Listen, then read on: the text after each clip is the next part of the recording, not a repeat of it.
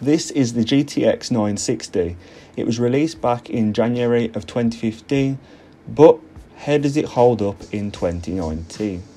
The GTX 960 was one of the cheaper cards in the lineup, but was still seen as an enthusiast card at the time.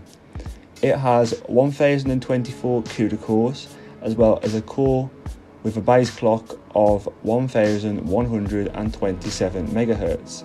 And this model that we have today has 4 GB of GDDR5 memory and requires a 6-pin power connector. This is also the Asus's Strix variant of the card. So the first game that we'll be testing today is Halo 5 Forge, with the settings maxed out.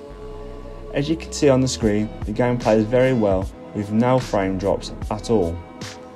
Now, this game is capped 60 FPS, so unfortunately we couldn't see how high this card would go, but we saw an average of 60 FPS throughout the gameplay.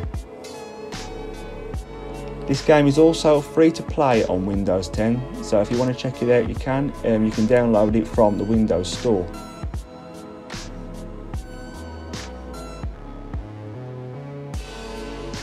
So the next game we tried out was Forza Horizon 4 at the high preset.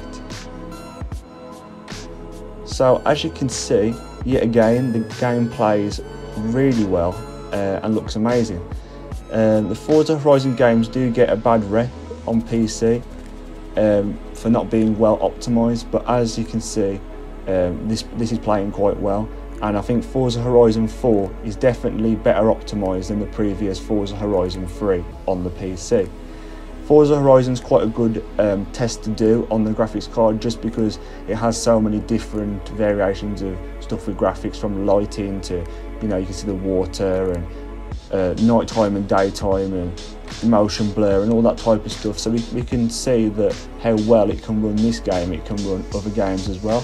And also this game requires DirectX 12 as well, so it's quite a good test with DirectX 12 without doing a physical just graphics intensive benchmark on the card.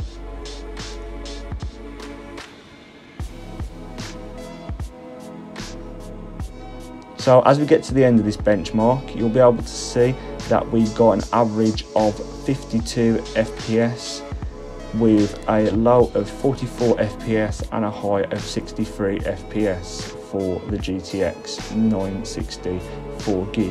With the Forza Horizon games as well, they do seem to take up a lot of the RAM as well, so take that into mind if you want to play Forza Horizon 4.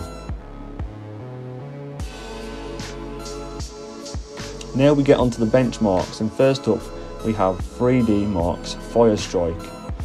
This is a test for DirectX 11, so the DirectX 12 GTX 960 should fare quite well with this test.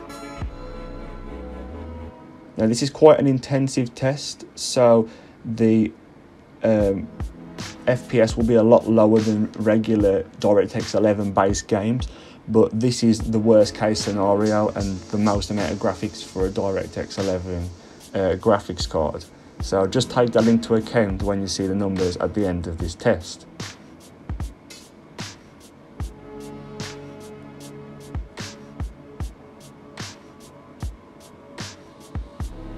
So the final graphics score was 8037, with graphics test 1 getting an average of 38 FPS and graphics test 2 getting 32 FPS on average.